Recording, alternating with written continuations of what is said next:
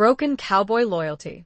Caroline Mercer had spent years hiding from the past, pretending the name Wyatt Slade meant nothing. But when he rode into town, dust-covered and dangerous, she realized some ghosts don't stay buried. He stepped closer, his voice rough. "You got a choice, Carrie," he murmured.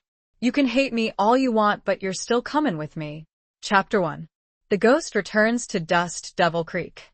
The late afternoon sun cast long, skeletal shadows across the dusty main street of Dust Devil Creek, painting the weathered storefronts in hues of burnt orange and fading gold. Caroline Mercer stood on the porch of the general store, her calloused hands gripping the rough-hewn railing, her gaze fixed on the horizon. The air, thick with the scent of sage and the lingering heat of the day, held a stillness that felt more like a held breath than true peace. It was the kind of quiet that settled before a storm, a deceptive calm that had become all too familiar in her 58 years. She'd built a life here, a quiet, respectable existence carved out of the unforgiving Arizona territory. Gone were the silks and the city, replaced by homespun cotton and the endless expanse of sky. Caroline Mercer, owner of the most successful general store in the county, a woman known for her fair dealings and her unwavering calm. A far cry from the girl who'd once run with outlaws, a lifetime ago. A past she'd buried so deep, she'd almost convinced herself it was a dream. The rhythmic clatter of hooves broke the silence, drawing her attention to the lone rider approaching from the west. Dust billowed around him, a swirling cloud that momentarily obscured his form, making him seem more phantom than man. But as he drew closer, the illusion shattered, replaced by a reality she dreaded for 20 years. Wyatt Slade. Even from this distance, she recognized the set of his shoulders, the way he sat tall in the saddle, the almost arrogant tilt of his worn Stetson. Time and hardship had etched lines onto his face, deepened the grooves around his eyes, but they hadn't diminished the raw, dangerous power that radiated from him. He was a force of nature, a desert storm made flesh, and he was riding straight into the fragile peace she'd so carefully constructed. Her heart hammered against her ribs, a frantic bird trapped in a cage. She wanted to run, to hide, to disappear back into the anonymity she'd cultivated. But her feet remained rooted to the spot, her body betraying the fear that clawed at her throat. She'd spent 2 decades running, and the weariness of it was etched deeper than any wrinkle on her face. He reined in his horse, a magnificent chestnut stallion, just a few feet from the porch. The animal snorted, its breath stirring the dust at Caroline's feet. Wyatt dismounted with a fluid grace that belied his age, his movements economical and precise, the movements of a man who'd lived his life on the edge of a knife. He tied the reins to the hitching post, the leather creaking softly in the growing silence. His eyes, the color of a stormy sky after a lightning strike, met hers. They were eyes that had seen too much, eyes that held both a chilling coldness and a flicker of something she couldn't quite name. Regret? Pain?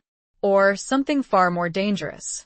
He took a step closer, the spurs on his boots jingling softly, a sound that echoed the frantic beat of her heart. The scent of leather, gunpowder, and dust clung to him, a potent combination that transported her back to a time she'd tried so desperately to forget. A time of reckless freedom, desperate choices, and a love that had burned brighter than the desert sun, only to leave her scorched and broken. "Carrie," he said, his voice a low, gravelly rumble that sent shivers down her spine. It wasn't a question, but a statement, a claiming. The nickname, once a term of endearment, now sounded like an accusation. She forced herself to meet his gaze, her chin lifting in a defiance she didn't quite feel. "Wyatt," she replied, her voice surprisingly steady, betraying none of the turmoil that raged within her. "What brings you to Dust Devil Creek?" He let out a short, humorless laugh, a sound that grated on her nerves. "You always did have a way of cutting straight to the bone, didn't you?" He paused, his eyes searching her face, as if looking for something he'd lost, something he hoped to find again. "I need your help." The words were unexpected, a twist in the script she'd been writing in her head for 20 years. She'd imagined this moment countless times, played out every possible scenario, but this was new. My help? After all this time? You must be mistaken. He stepped closer, his voice rough, almost a whisper carried on the rising desert wind. You got a choice, Carrie, he murmured, his gaze intense, unwavering. The setting sun caught the silver threading through his dark hair, a stark reminder of the years that had passed, the lives they'd lived apart. You can hate me all you want, but you're still coming with me. His words were a command, not a request. And in that moment, surrounded by the familiar sights and sounds of the town she'd come to call home, Caroline knew that her carefully constructed life was about to shatter. The past, the ghost she'd thought she'd buried, had risen, and it was demanding its due. She felt a tremor run through her, not entirely of fear. There was a flicker of something else, something she hadn't allowed herself to feel in decades. A spark of defiance, perhaps, or even anticipation. The calm she'd so carefully cultivated was cracking, revealing the raw, untamed spirit that still lingered beneath. And she wondered, with a chilling mix of dread and excitement, what would be left when the dust settled. Chapter 2. Echoes of a Shattered Promise. The inside of the general store was dim and cool, a welcome respite from the lingering heat outside. The scent of coffee, spices, and leather hung heavy in the air, a comforting blend that had always soothed Caroline's frayed nerves. But tonight, even the familiar aromas couldn't dispel the tension that crackled between her and Wyatt. They sat at a small, round table in the back room, a single kerosene lamp casting flickering shadows on their faces. Caroline had poured them both coffee, the strong, black brew a staple of their shared past. He hadn't touched his. He just sat there, staring at her, his eyes unreadable in the dim light. So, she began, breaking the silence that had stretched taut between them. You need my help. Care to elaborate? She kept her voice even, her hands clasped tightly in her lap, trying to project an air of calm she didn't feel. Her insides were a tangled mess of fear, resentment, and a treacherous flicker of something she refused to acknowledge. Wyatt finally took a sip of his coffee, his gaze never leaving hers. It's about Samuel, he said, the name a low growl in the quiet room. Samuel. Her brother. The name conjured a whirlwind of emotions, love, guilt, and a deep, abiding sorrow. Samuel, the golden boy, the one who'd always been destined for greatness, the one who'd dragged them both into a life of danger. What about him? She asked, her voice barely a whisper. He's in trouble, Carrie. Deep trouble. Wyatt leaned forward, his elbows resting on the table, his hands clenched into fists. He's mixed up with some bad people, the kind that don't take kindly to unpaid debts. Caroline felt a chill run down her spine. Samuel had always had a reckless streak, a tendency to chase after easy money and dangerous thrills. It was that recklessness that had led them down a dark path 20 years ago, a path that had ended in tragedy and betrayal. And you think I can help? She asked, her voice laced with skepticism. After all this time? After everything that happened? You're the only one who can, Wyatt said, his voice hardening. You know him better than anyone. You know how he thinks, how he operates. She scoffed, a bitter laugh escaping her lips. That's rich, coming from you. You were the one who rode with him, who shared his secrets, who she trailed off, unable to voice the accusations that had festered in her heart for 2 decades. I know, he said, his voice softer now, tinged with a hint of regret. I know I made mistakes, Carrie. Plenty of them. But I'm not the same man I was back then. She studied his face, searching for any sign of deception. The lines around his eyes were deeper, etched by hardship and remorse. The arrogance that had once been his defining characteristic seemed to have faded, replaced by a weariness that mirrored her own. And what makes you think I am? She asked, her voice sharp. I'm not the same woman you knew either, Wyatt. I've built a life here, a good life. I'm not about to throw it all away for Samuel. It's not just about Samuel, he said, his gaze intense. It's about us. The word hung in the air between them, heavy with unspoken meaning. Us. The ghost of a love that had once been so powerful, so all-consuming, it had threatened to destroy them both. A love she'd tried to bury, to forget, but which still lingered, a faint ember in the ashes of her heart. "There is no us, Wyatt," she said, her voice firm, though her heart ached with the lie. "There hasn't been for a long time." He reached across the table, his hand covering hers. His touch was rough, calloused, but surprisingly gentle. The warmth of his skin sent a jolt of electricity through her, a sensation she'd thought she'd forgotten. "Maybe not," he said, his voice low and husky. "But we have a shared past, Carrie. A past that binds us together, whether we like it or not. And right now, that past is calling us back." She looked down at their hands, his strong and weathered, hers smaller and more delicate, but marked by years of hard work. The contrast was stark, a reflection of the different paths they'd taken.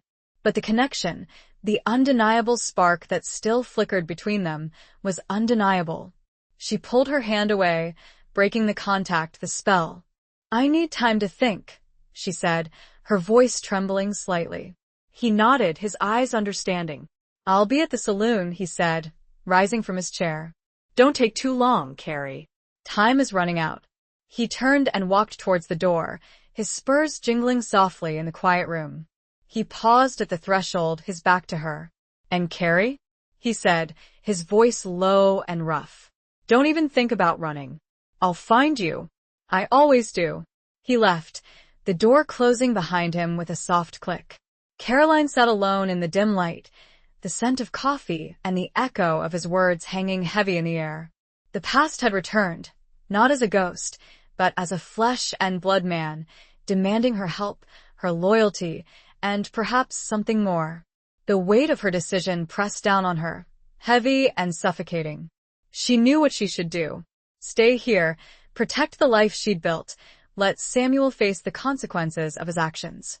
But the pull of the past, the memory of a love she'd thought lost, and the desperate plea in Wyatt's eyes, were too strong to ignore. She was caught between two worlds, two lives, and the choice she made now would determine not only her future, but the fate of everyone she held dear. And she knew, deep down, that there was only one choice she could really make. Chapter 3. The Weight of Unforgiven Sins.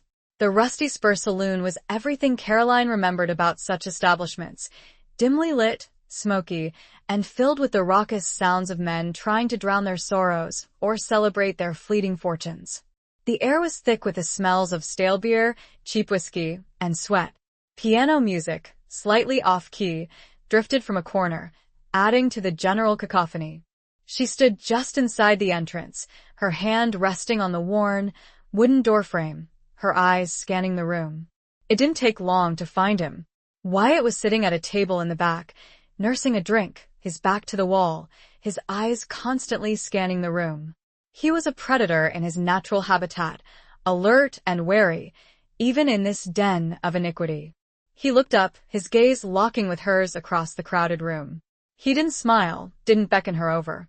He simply held her gaze, a silent acknowledgement of her presence, a silent challenge. Caroline took a deep breath and walked towards him, her steps measured and deliberate. She ignored the stares, the whispered comments, the occasional lewd remark. She was used to being the only woman in a room full of men. It had been that way for most of her life. She reached the table and stood there, waiting for him to acknowledge her. He finally looked up, his eyes, those stormy gray eyes, studying her face. "Took you long enough," he said, his voice a low rumble, barely audible above the din. "I had things to do," she replied, her voice even. "Loose ends to tie up." He nodded, understanding more than she'd said. He gestured to the chair opposite him. "Seat." She sat, her back straight, her hands folded in her lap.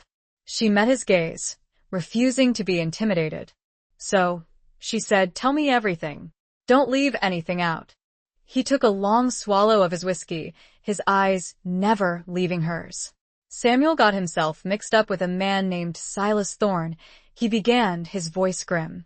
"Thorne runs a gang of outlaws, cattle rustlers, the worst kind of scum. They operate out of a hidden canyon somewhere in the Dragoon Mountains. Caroline knew the Dragoons. A treacherous, unforgiving landscape, a perfect hiding place for outlaws and renegades. Samuel was running with them for a while. Wyatt continued doing odd jobs, scouting, that sort of thing. He thought he was smart, playing both sides, skimming a little off the top. But Thorne found out. Caroline felt a knot of dread tighten in her stomach. She knew what that meant. Thorne gave him a choice. Wyatt said, his voice hardening. Pay back what he stole, with interest, or... He didn't finish the sentence. He didn't need to. How much? Caroline asked, her voice barely a whisper. More than he has, Wyatt replied. A lot more. And that's where I come in, Caroline said, her voice flat. You're the only one who can get to him, Carrie, Wyatt said, his voice pleading now. You're his sister. He'll listen to you. He hasn't listened to me in years, Caroline said, bitterness creeping into her voice. Not since she trailed off, unable to speak the words that still haunted her. Not since he blamed you for what happened to Lily. Wyatt finished for her, his voice soft, filled with a shared sorrow. Lily, their younger sister, the innocent victim of their reckless life. The memory of her sweet face, her infectious laughter, still brought tears to Caroline's eyes. Lily's death had been the catalyst for Caroline's escape, for her reinvention. It had also been the wedge that had driven her and Samuel apart. He blames me, Caroline said, her voice choked with emotion. He thinks I could have saved her. He's wrong, Wyatt said, his voice firm. It wasn't your fault, Carrie. It was mine. I should have protected her. The weight of his confession hung heavy in the air. The guilt, the remorse, the shared burden of a past that could never be undone. It doesn't matter whose fault it was, Caroline said, her voice weary. She's gone. And Samuel, he's never forgiven me. He will, Wyatt said, his voice filled with a conviction she didn't share. He has to. He's your brother. And right now, he needs you. Caroline looked at him, at the lines of worry etched on his face, at the desperation in his eyes. She saw a flicker of the man she'd once loved, the man who'd risked everything for her family, a man who'd also betrayed her in the worst possible way. And what about you, Wyatt? She asked, her voice soft. Why are you doing this? Why are you risking your life for Samuel? He looked away, his gaze fixed on some distant point beyond the walls of the saloon. I owe him, he said, his voice rough. I owe him a lot. She knew he was lying. Or, at least, not telling her the whole truth. There was something more, something hidden beneath the surface, something he wasn't ready to reveal. And you think I can just walk into Thorne's camp and convince Samuel to give himself up? She asked, her voice skeptical. Not alone, Wyatt said, his gaze returning to hers. I'll be with you. The thought of riding with him again, of facing danger side by side, sent a shiver of both fear and excitement through her. It was a dangerous proposition, a reckless gamble. But it was also a chance to redeem the past, to save her brother, and perhaps to find something she'd thought she'd lost forever. All right, she said, her voice firm, her decision made. I'll do it. But on my terms. The corner of Wyatt's mouth twitched, the closest he'd come to a smile since he rode back into her life. He knew her terms wouldn't be easy, but he also saw the resolve in her eyes, the steel in her spine. The same fire that had drawn him to her all those years ago was still burning bright, and he knew, with a certainty that settled deep in his bones, that this journey would change them both, forever. The air in the saloon seemed to shift, the raucous noise fading into a background hum as the weight of their unspoken agreement settled between them. The past, with all its unforgiven sins, was about to collide with the present, and the future was a vast, uncertain landscape stretching out before them, filled with both danger and the faint, flickering hope of redemption. Chapter 4. A bargain struck under a merciless Sunday. The next morning dawned hot and clear, the Arizona sun already a blazing presence in the vast, cloudless sky. Caroline stood outside the general store, watching as Wyatt saddled his horse. He moved with an economy of motion, each movement precise and efficient, born of years spent in the saddle. She'd packed provisions for their journey, jerky, hardtack, coffee, and enough water to last them a few days. She'd also included a few medical supplies, bandages, and antiseptic, knowing that the chances of them returning unscathed were slim. She wore her riding clothes, a sturdy split skirt, a linen shirt, and a worn leather vest. A wide-brimmed hat shaded her face from the sun, and a Colt Peacemaker, a relic from her past, was strapped to her hip. She hadn't fired a gun in years, but the weight of it felt familiar, comforting in a strange way. Wyatt finished saddling his horse and turned to her, his eyes assessing her from head to toe. "Ready?" he asked, his voice neutral. "As I'll ever be," she replied, her voice steady, betraying none of the apprehension she felt. He nodded, understanding. He knew she wasn't afraid of the danger ahead, but of the ghosts they would be facing, the memories they would be forced to confront. He mounted his horse, his movements fluid and graceful. He extended a hand to her, offering to help her up. She hesitated for a moment, then took his hand, his grip strong and reassuring. He pulled her up onto the back of his horse, her body brushing against his. The contact sent a jolt of awareness through her, a reminder of the physical intimacy they'd once shared. They rode out of Dust Devil Creek, leaving behind the familiar sights and sounds of the town, heading towards the rugged, unforgiving landscape of the Dragoon Mountains. The silence between them was heavy, filled with unspoken thoughts, unresolved emotions. As they rode, Caroline studied Wyatt's profile, the lines of his face etched by time and hardship. He'd aged, but he hadn't lost his edge, the dangerous aura that had always surrounded him. He was still a man to be reckoned with, a man who lived by his own code, a man who could be both her protector and her greatest threat. "Why did you really come back, Wyatt?" she asked, breaking the silence, her voice echoing in the vast emptiness of the landscape. He didn't answer immediately, his gaze fixed on the horizon. "I told you," he said, finally, his voice low. "Oh, Samuel. And that's the only reason?" She pressed, her eyes searching his face. He turned to her, his eyes meeting hers. "No," he admitted, his voice rough.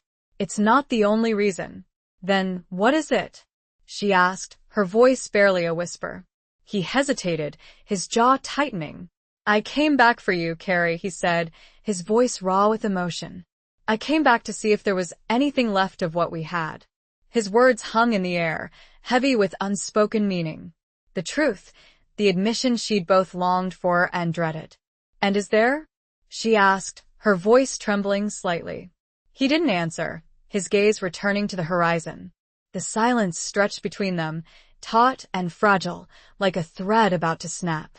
They rode on, the sun beating down on them mercilessly, the landscape growing increasingly harsh and desolate. The air was thick with the scent of dust and sage, the only sound the rhythmic clatter of their horses' hooves. Finally, they reached a small, secluded canyon, a narrow opening in the rock face, barely visible from a distance.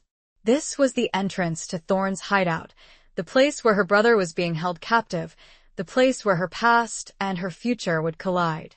Wyatt reined in his horse, his eyes scanning the canyon walls. "We'll have to go in on foot from here," he said, his voice low. "It's too dangerous to ride." They dismounted, their movements cautious and deliberate. Wyatt checked his weapons, a Winchester rifle and a Colt revolver, making sure they were loaded and ready. Caroline checked her own gun, the familiar weight of it reassuring in her hand. "Stay close to me," Wyatt said, his voice firm. "And don't do anything foolish." "I'm not the foolish one, Wyatt," she replied, her voice sharp. "Remember?" He gave her a wry smile, a flicker of the old Wyatt, the reckless, charming outlaw she'd once known. "Just try to stay out of trouble, Carrie," he said, his voice softening. They entered the canyon, their footsteps echoing in the narrow passage. The air was cooler here, shaded from the scorching sun. The silence was oppressive, broken only by the occasional screech of a hawk circling overhead. As they walked, Caroline felt a growing sense of dread, a premonition of danger. She knew that this was a trap, that Thorne wouldn't let them just walk in and take Samuel. She also knew that Wyatt was hiding something, that there was more to this story than he was telling her.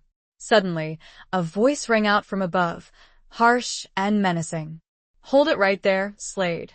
They froze, their hands instinctively reaching for their weapons. A group of men, armed to the teeth, appeared on the canyon walls, their rifles trained on them. Silas Thorne, a tall, gaunt man with a cruel face and cold, dead eyes, stepped forward. "Well, well, well," Thorne said, his voice dripping with sarcasm. "Look what the cat dragged in. Wyatt Slade, back from the dead. And you brought the little lady with you. How touching." Wyatt stood his ground, his eyes narrowed, his body tense. "Let Samuel go, Thorne," he said, his voice cold and hard. "This doesn't concern him." Thorne laughed, a harsh, grating sound. "Oh, it concerns him all right," he said. "He owes me a debt. And you, Slade, you're going to help me collect it." Caroline's heart pounded. She knew this was it. The moment of truth. A bargain had to be struck, but not the one Thorne had in mind. She stepped forward, her chin lifted, her eyes meeting Thorne's with a steely gaze. "He's not the only one who owes a debt, Thorne," she said, her voice clear and strong, echoing in the canyon. "And I'm here to offer you a deal you can't refuse." The merciless sun beat down on them, casting long shadows on the canyon walls, as Caroline laid out her terms, a desperate gamble for her brother's life, for her own, and for a future she wasn't even sure she wanted, but couldn't help but fight for. The air crackled with tension, the fate of 3 lives hanging in the balance, under the unforgiving gaze of the Arizona sky. Chapter 5. The long road to redemption begins. Caroline's proposition had been audacious, bordering on insane. She'd offered Thorne a trade, Samuel's freedom in exchange for information. Information about a planned stagecoach robbery, a heist that Thorne's gang had been planning for months. Information that only Caroline, with her intricate knowledge of the stagecoach routes and schedules, could provide. Thorne had been skeptical, of course. He'd tested her, questioned her, tried to find the holes in her story. But Caroline had been prepared. She'd spent the past 20 years running a general store, dealing with all sorts of people, learning how to read them, how to manipulate them. She'd used those skills to convince Thorne that she was telling the truth, that she was genuinely willing to betray the stagecoach company to save her brother. The bargain had been struck, a tense agreement sealed with a handshake and a promise of violence if either side betrayed the other. Thorne had released Samuel, a gaunt, hollow-eyed version of the brother she remembered. He'd been beaten, starved, and clearly terrified. He'd barely acknowledged her, his eyes filled with a mixture of shame and resentment. Wyatt, Caroline, and Samuel had left the canyon, leaving behind Thorne and his gang, their departure shadowed by the threat of imminent betrayal. They rode in silence, the tension thick between them, the only sound the rhythmic clatter of their horses' hooves. Caroline knew that the road ahead would be long and difficult. She had to get Samuel to safety, to help him recover from his ordeal, and to try to repair their fractured relationship. She also had to deal with the consequences of her actions, the knowledge that she'd betrayed her own principles, her own community, to save her brother. And she had to face Wyatt, to confront the unresolved feelings, the unspoken questions that still lingered between them. They reached a small, abandoned homestead a few hours before sunset. It was little more than a dilapidated shack, with a crumbling roof and broken windows, but it offered some protection from the elements, a place to rest and regroup. Wyatt unsaddled the horses, his movements efficient and practiced. Samuel sat on a broken crate, his head in his hands, his body trembling. Caroline built a small fire, the flames crackling and popping in the gathering dusk. She made coffee, the strong, black brew of familiar comfort. She offered a cup to Samuel, but he refused it, his eyes avoiding hers. She offered a cup to Wyatt, and he took it, his fingers brushing hers, the contact sending a shiver through her. They sat in silence, sipping their coffee, watching the sun set over the vast, empty landscape. The sky was a blaze of color, oranges, reds, and purples, a breathtaking display of nature's beauty. But the beauty was lost on them, overshadowed by the weight of their situation, the uncertainty of their future. What happens now? Samuel finally spoke, his voice hoarse and weak. Caroline looked at him, her heart aching for the broken man he'd become. We get you to safety, she said, her voice soft. Somewhere Thorn can't find you. And then what? He asked, his eyes filled with despair. I'm a ruined man, Carrie. I've lost everything. You haven't lost everything, she said, her voice firm. You still have me. And you have Wyatt. Samuel looked at Wyatt, his eyes filled with a mixture of suspicion and resentment. Why is he here? He asked, his voice accusing. He's the reason I got into this mess in the first place. Wyatt met Samuel's gaze, his expression unreadable. I'm here to help you, Samuel, he said, his voice calm. I owe you that much.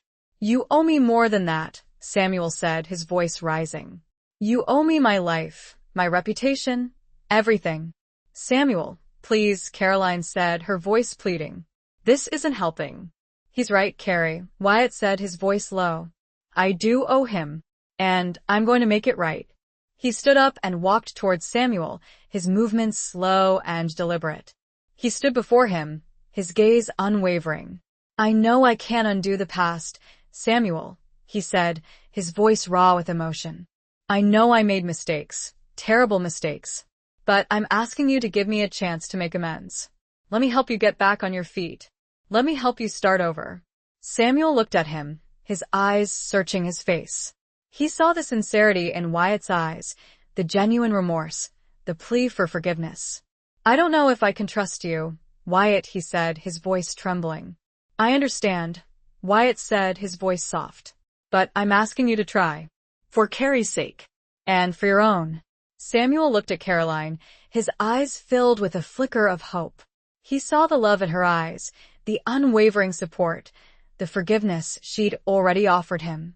He took a deep breath, his body relaxing slightly. All right, he said, his voice barely a whisper. I'll try. Wyatt nodded, his relief evident. He extended a hand to Samuel, offering to help him up.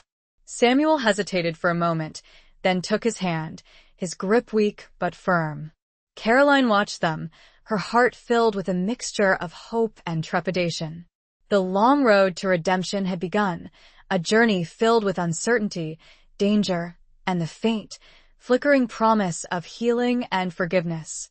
The sun had set, casting long shadows across the landscape, but a new dawn was breaking, a chance for them all to start over, to rebuild their lives, to find peace in the midst of the storm.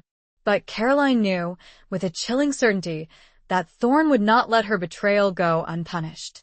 The bargain she'd struck was only the beginning, and the true test of their courage and loyalty was yet to come. The echoes of the past still reverberated, and the future was a canvas painted with uncertainty, where every step forward was a gamble, and every choice carried the weight of their shared history. Chapter 6. Shadows along the canyon trail. They traveled for days, following a circuitous route, avoiding the main trails, sticking to the shadows of the canyons and the cover of the dense brush. Wyatt led the way, his senses constantly alert, his eyes scanning the horizon for any sign of pursuit. Caroline rode beside Samuel, offering him comfort and support, trying to rebuild the bond that had been shattered by years of resentment and guilt. Samuel was slowly recovering, his physical wounds healing, his strength returning. But the emotional scars ran deep, and he remained withdrawn and guarded, his trust fragile and easily broken.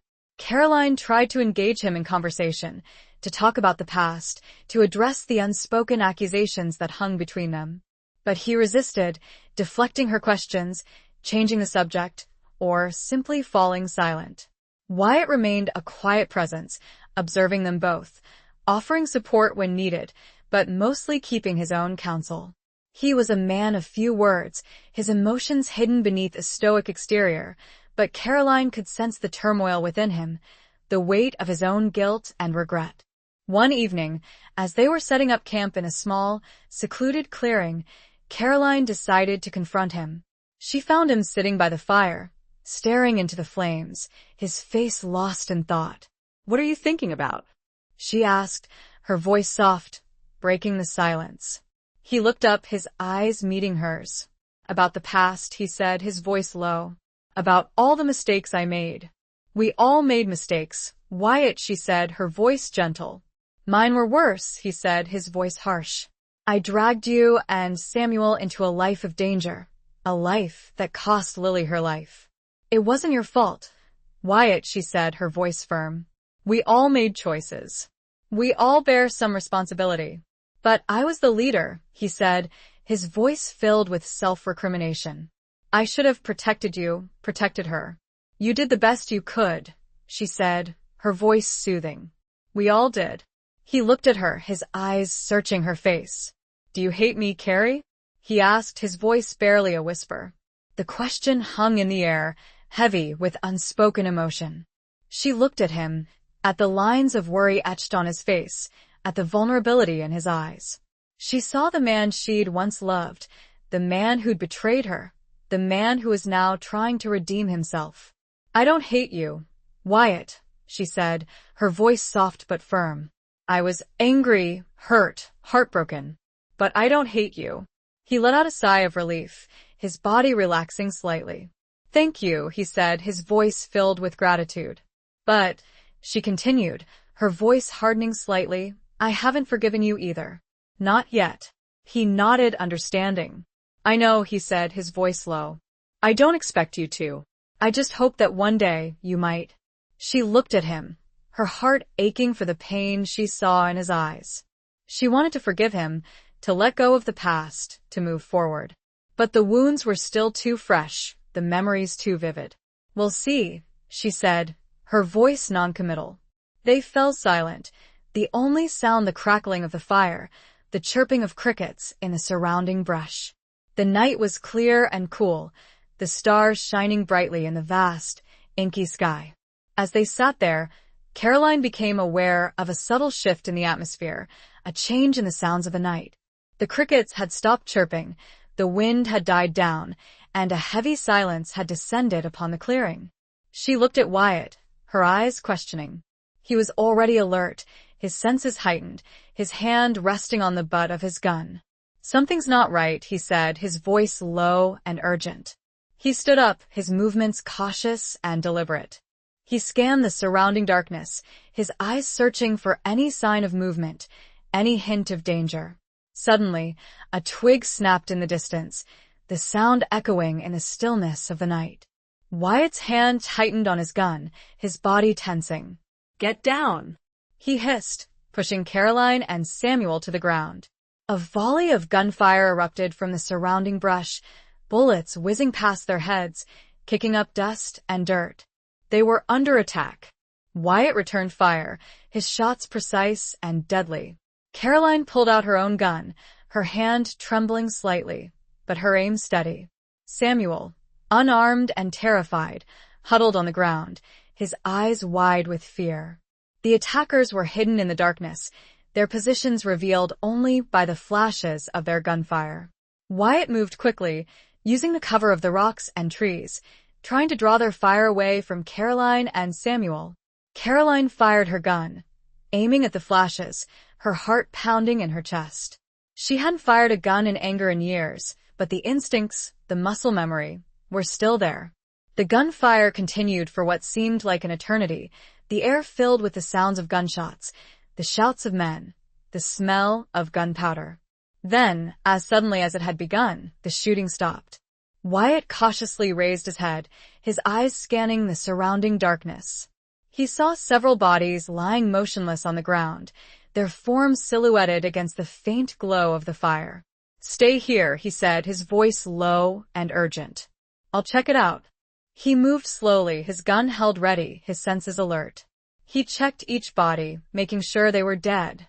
He found 5 men, all of them wearing the distinctive clothing of Thorne's gang. He returned to Caroline and Samuel, his face grim. It's Thorne's men, he said, his voice heavy. They found us. The shadows along the canyon trail had revealed their deadly intent. The fragile truce, the uneasy peace, had been shattered. And Caroline knew that this was just the beginning. Thorne's revenge would be relentless, and they would have to fight for their survival, every step of the way. The road to redemption was paved with danger, and the price of freedom might be higher than they were willing to pay. The attack had stripped away any lingering illusion of safety, reminding them that the past was not so easily escaped, and the future was a battleground where trust was a luxury they could not afford. Chapter 7. Campfire Confessions and Fading Scars.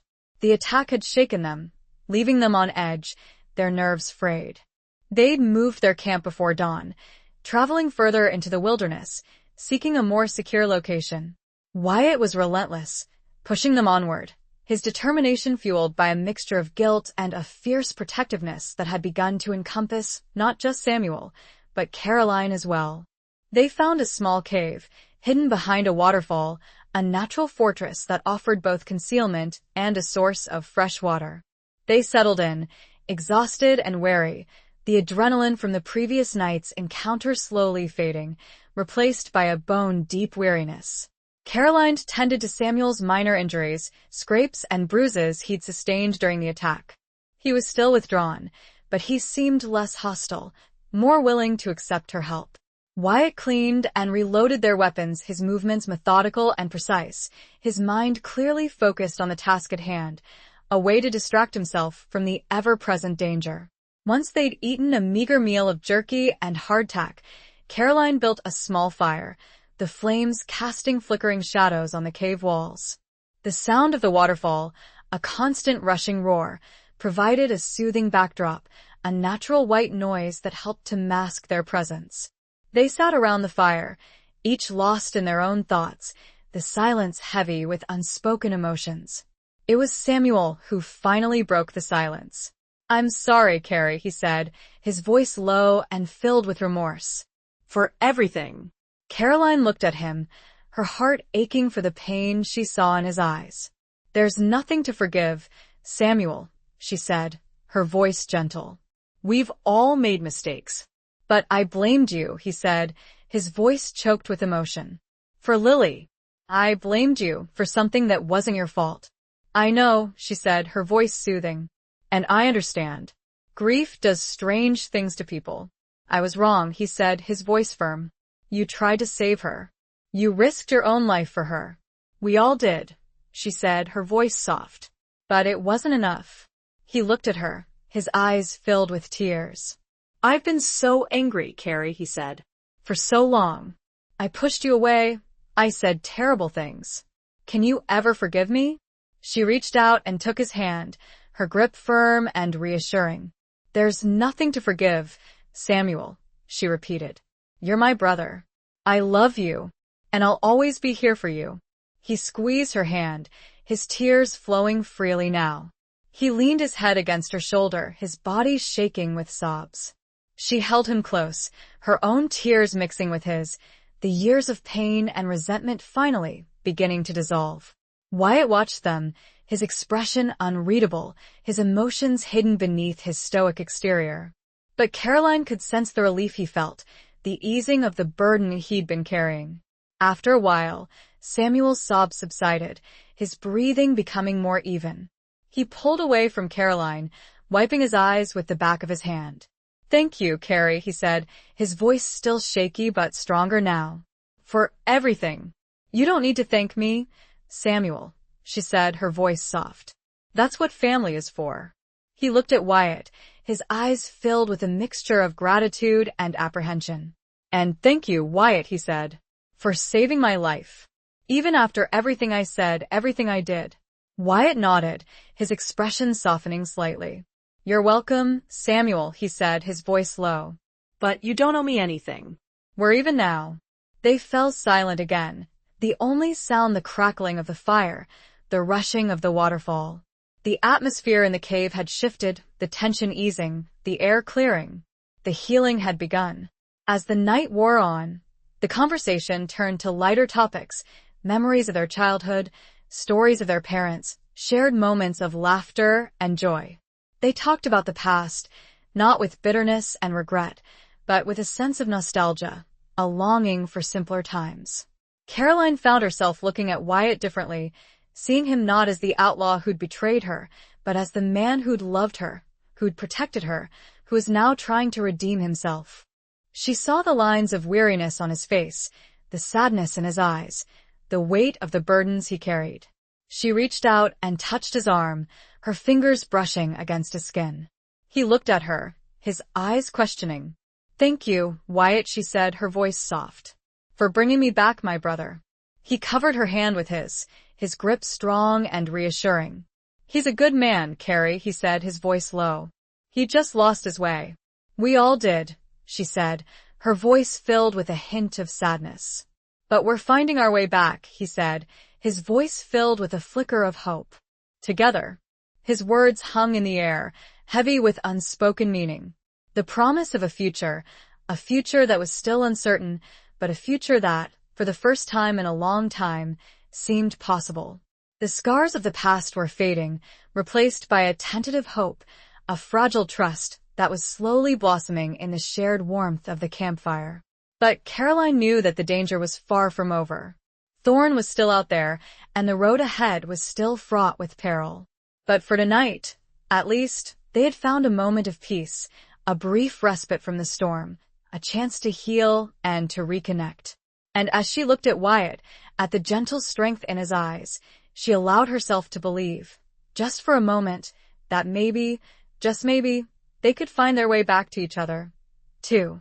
The flickering flames danced, casting long, dancing shadows on the cave walls, a silent testament to the enduring power of love, forgiveness, and the long, arduous journey towards redemption. Chapter 8. The Price of Loyalty and the Sting of Betrayal. Their respite was short-lived. 2 days later, as they were making their way through a narrow pass, they were ambushed again. This time, however, it wasn't Thorn's men. It was a group of bounty hunters, drawn by the hefty reward that had been placed on Samuel's head. The attack was sudden and brutal. The bounty hunters were well-armed and experienced, and they had the advantage of surprise. Wyatt fought with the ferocity of a cornered lion, his guns blazing, his movements precise and deadly. Caroline, too, fought with a courage and determination that surprised even herself. She'd never considered herself a fighter, but the instinct to protect her brother, to protect Wyatt, was overwhelming. Samuel, still weak and recovering from his injuries, was caught in the crossfire. He was hit, a bullet grazing his arm, sending him sprawling to the ground. Caroline screamed, her heart leaping into her throat. She rushed to his side, shielding him with her body, firing her gun at the attackers. Wyatt saw Samuel fall, and his rage intensified. He fought with a renewed ferocity, his aim unerring, his movements relentless. He took down 2 of the bounty hunters, their bodies falling lifelessly to the ground. The remaining bounty hunters, realizing they were outmatched, retreated, disappearing into the rugged terrain. Wyatt rushed to Caroline and Samuel, his face filled with concern. "Are you all right?" he asked, his voice urgent. "Samuel's been hit," Caroline said, her voice trembling. She was frantically trying to stop the bleeding from his arm. Wyatt knelt beside them, examining the wound. "It's not too bad," he said, his voice reassuring. "Just a graze. But we need to get it cleaned and bandaged." They found a small stream nearby, and Caroline carefully cleaned and bandaged Samuel's wound. He was pale and shaken, but he was alive. "Thank you, Carrie," he said, his voice weak. "You saved my life." "We saved each other," she said, her voice soft. She looked at Wyatt, her eyes filled with gratitude. "All of us." Wyatt met her gaze, his expression unreadable. He knew that this attack was a direct result of Caroline's bargain with Thorn. The information she'd provided had led to the successful stagecoach robbery, and Thorn had kept his word, releasing Samuel. But the robbery had also put a price on Samuel's head, a price that had nearly cost him his life. As they sat there, tending to Samuel's wounds, Wyatt made a decision. He couldn't let this continue. He couldn't put Caroline and Samuel in danger any longer. He had to end this once and for all. "We need to go back," he said, his voice firm. Caroline looked at him, her eyes questioning. "Go back where?" she asked. "To Thorn," he said, his voice grim. "I need to settle this." "Are you crazy?" she exclaimed. "He'll kill you." "He'll try," Wyatt said, his voice calm. But I won't give him the chance. But why? She asked, her voice pleading. We can just keep running. We can disappear. We can't keep running forever, Carrie, he said, his voice soft. Thorn will never stop hunting us. And I won't let him hurt you or Samuel again. He looked at her, his eyes filled with a mixture of determination and regret. I made a mistake, he said. I got you both involved in this. And I'm going to fix it. Caroline knew that he was right.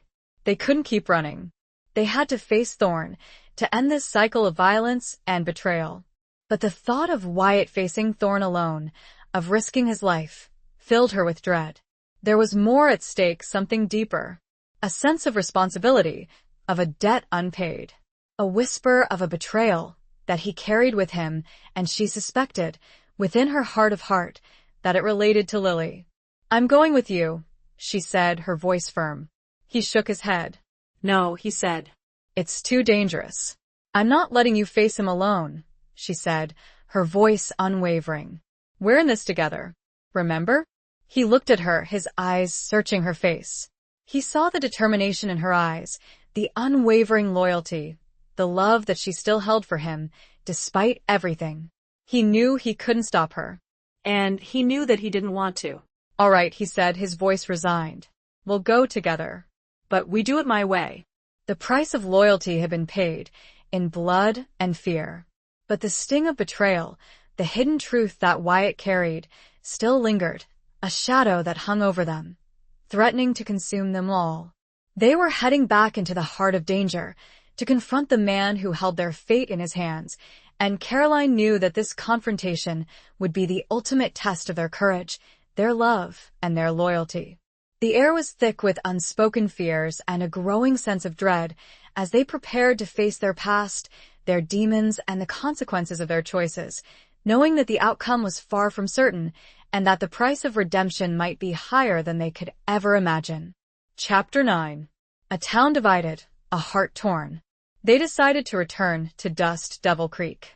It was the last place Thorn would expect them to go, and it offered them a strategic advantage.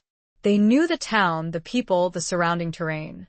They could use that knowledge to their advantage.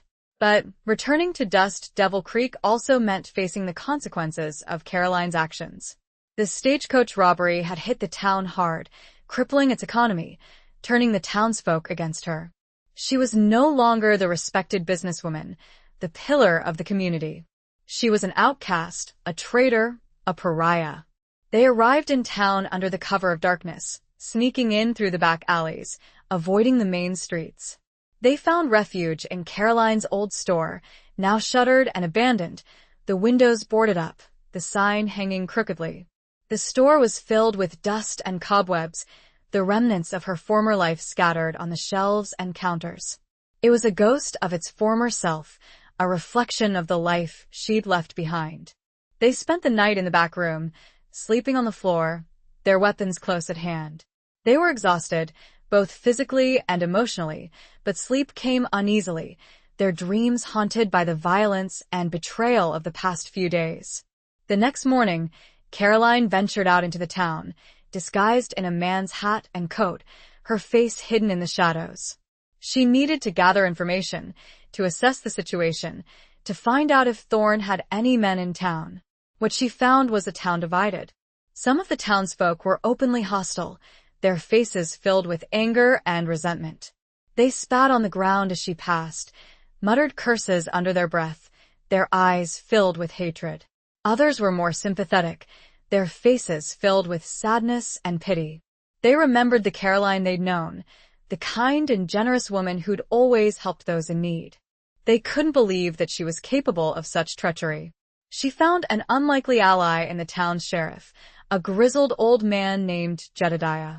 He'd always been suspicious of Thorn, and he knew that Caroline had been forced into her actions.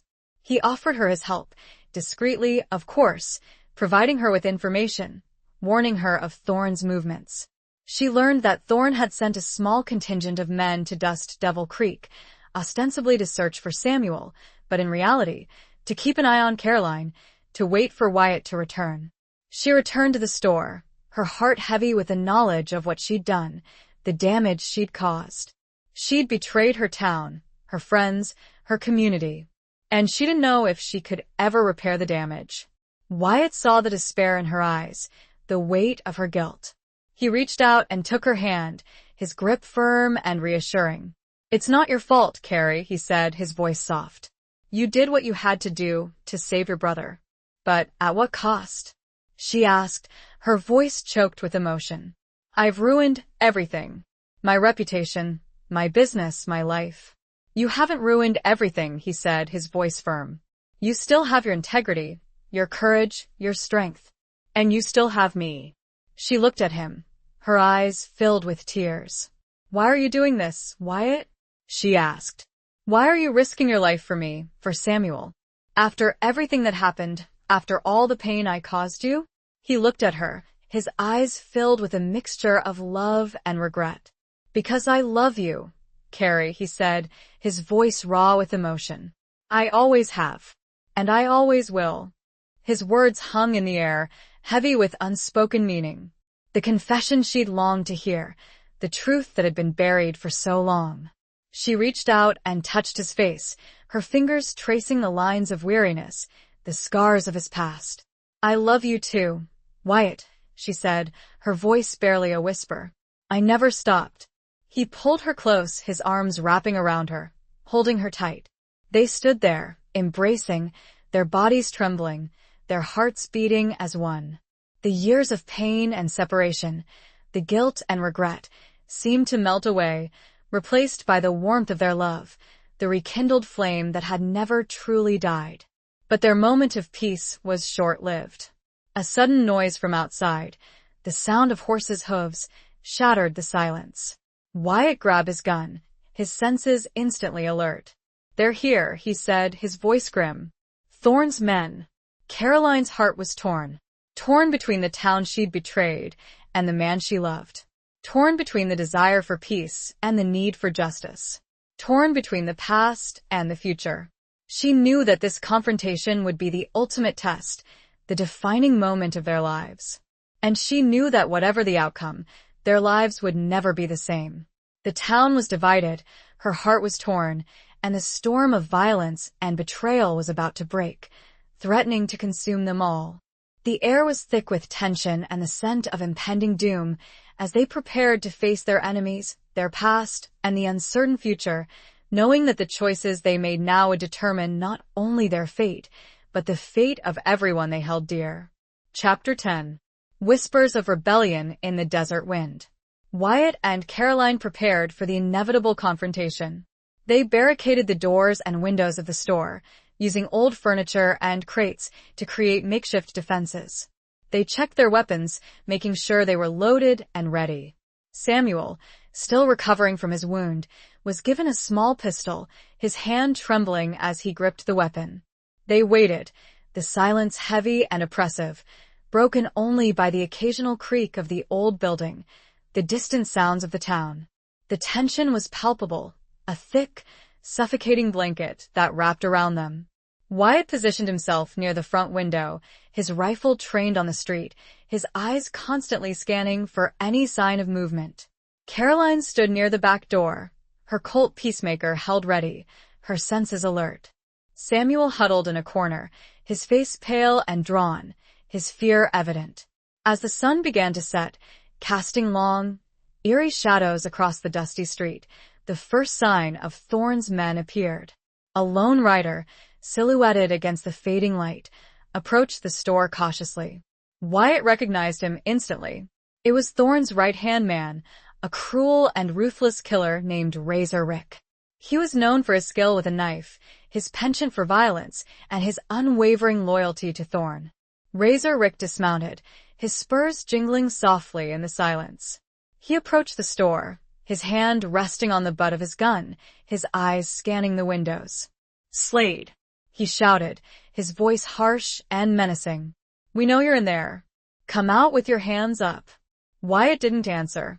He waited, his finger tightening on the trigger, his body tense. Razor Rick waited for a moment, then signaled to the other men hidden in the surrounding buildings. A volley of gunfire erupted, bullets shattering the windows, splintering the wood, ripping through the walls of the store. Wyatt returned fire, his shots precise and deadly. Caroline, too, fired her gun, aiming at the flashes of gunfire from the surrounding buildings. Samuel, paralyzed by fear, huddled in the corner, his hands covering his ears. The shootout was intense and brutal. The air was filled with the sounds of gunshots, the shouts of men, the smell of gunpowder. The store was quickly becoming a death trap, the walls riddled with bullets, the furniture shattered, the floor covered in debris. Wyatt knew they couldn't stay there. They were outnumbered, outgunned, and trapped. They needed to escape, to find a way to fight back on their own terms. He saw an opportunity. A small window in the back room, leading to a narrow alleyway. It was a risky move, but it was their only chance. "Cover me," he shouted to Caroline. He fired a volley of shots at the front windows, drawing the attackers' fire. Caroline understood instantly. She fired her gun at the surrounding buildings, providing cover for Wyatt. Wyatt dashed to the back room, kicking out the window, creating an opening. He grabbed Samuel, pulling him towards a window. "Go," he shouted. "Get out of here." Samuel, spurred by a surge of adrenaline, scrambled through the window, disappearing into the alleyway. Wyatt turned to Caroline, his eyes filled with urgency. "Come on," he shouted. Caroline hesitated. She knew that leaving the store meant abandoning their defenses, exposing themselves to the attackers' fire. But she also knew that staying meant certain death. She took a deep breath and ran towards the window, firing her gun as she went. Wyatt covered her, his rifle blazing. She scrambled through the window, joining Samuel in the alleyway. Wyatt followed, firing a final volley of shots before disappearing into the darkness. They ran, their footsteps echoing in the narrow alleyway, their hearts pounding in their chests. They were out of the store, but they were far from safe. They were now hunted, pursued by Thorne's men, with nowhere to hide. As they ran, Caroline heard a faint whisper, a voice carried on the desert wind. It was a voice she recognized, a voice from her past. "This way," the voice whispered. "Hurry." She looked around, trying to locate the source of the voice. She saw a figure standing in the shadows, beckoning them forward. It was Sheriff Jedediah. The whispers of rebellion that started to emerge from several townspeople who were tired of Thorne and his gang's tyranny added a new dangerous element. It was like a wildfire. Jedediah led them through a maze of back alleys, secret passages, hidden doorways. He was leading them to a safe house, a place where they could regroup, plan their next move. He explained how some of people were not fooled and were getting ready to oppose Thorne. As they reached the safe house, a small, unassuming building hidden in a quiet corner of the town, Caroline felt a flicker of hope. They were not alone. There were others who were willing to fight, to resist Thorne's tyranny. A rebellion was brewing, a spark of defiance that could ignite a fire of resistance. But Caroline knew that this rebellion was a double-edged sword. It offered them a chance to fight back, to defeat Thorne, but it also meant more violence, more bloodshed, more danger. And she was torn, her heart aching for the town she'd once loved, the people she'd betrayed, the future she'd thrown away. The desert wind carried the whispers of rebellion, but it also carried the scent of blood, the echoes of gunfire, and the promise of a showdown that would determine not only their fate, but the fate of Dust Devil Creek and everyone who called it home. The lines were drawn, the battle was joined, and the future was a vast, uncertain landscape, filled with both danger and the faint, flickering hope of freedom. Chapter 11. The Unveiling of Hidden Truths. The safe house was a small, unassuming adobe building, tucked away in a quiet corner of town. It was sparsely furnished, but it offered them a temporary sanctuary, a place to rest and regroup. Jedediah had provided them with food, water, and medical supplies, enough to last them a few days. They tended to Samuel's wounds, which were more serious than they'd initially thought. The bullet had lodged near his shoulder, and he was losing blood rapidly. Caroline did her best to stop the bleeding, but she knew he needed a doctor, and soon. Wyatt paced the room, his frustration and anger evident. He blamed himself for Samuel's injuries, for putting them all in danger. He was restless, eager to confront Thorn, to end this once and for all. Caroline watched him, her heart aching for the pain she saw in his eyes. She knew he was carrying a heavy burden, a guilt that was consuming him. "It's not your fault, Wyatt," she said, her voice soft, trying to comfort him. He stopped pacing and turned to her, his eyes filled with anguish. "It is my fault, Carrie," he said, his voice raw with emotion. "I should have protected him. I should have protected you. You did everything you could," she said, her voice firm. "We all did. But it wasn't enough," he said, his voice filled with self-recrimination. "I failed him. I failed you. I failed Lily." His words hung in the air, heavy with unspoken meaning. The mention of Lily's name, the constant reminder of their shared loss, the source of so much pain and guilt. Caroline decided it was time. Time to confront the past, to uncover the hidden truths that had haunted them for so long. "Wyatt," she said, her voice gentle but firm. Tell me what happened that day. "Tell me everything." He looked at her, his eyes filled with a mixture of fear and reluctance. He'd kept the truth buried for so long, hidden even from himself. "I don't know if I can," he said, his voice barely a whisper. "You have to," she said, her voice pleading. "For Samuel."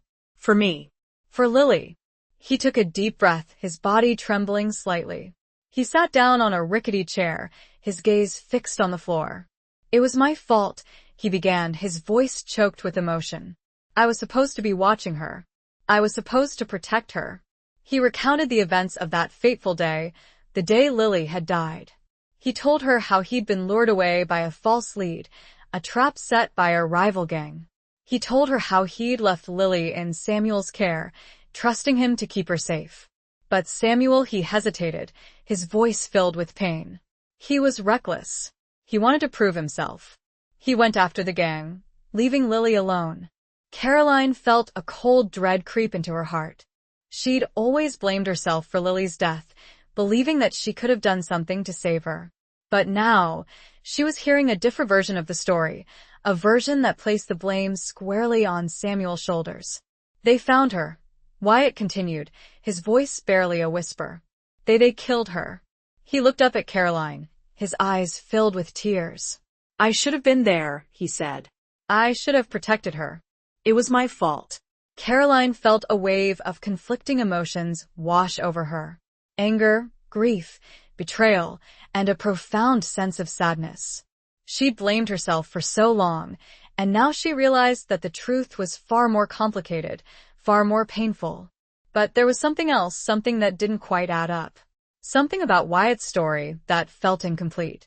"Wyatt," she said, her voice soft. "There's something you're not telling me. Something you're holding back." He looked away, his gaze avoiding hers. He was hiding something, she was sure of it. "Tell me," she pressed, her voice firm. "Tell me everything." He hesitated, his jaw tightening. Then he finally spoke, his voice barely a whisper. "I lied," he said. "I lied to protect Samuel. I lied to protect you." Caroline's heart stopped.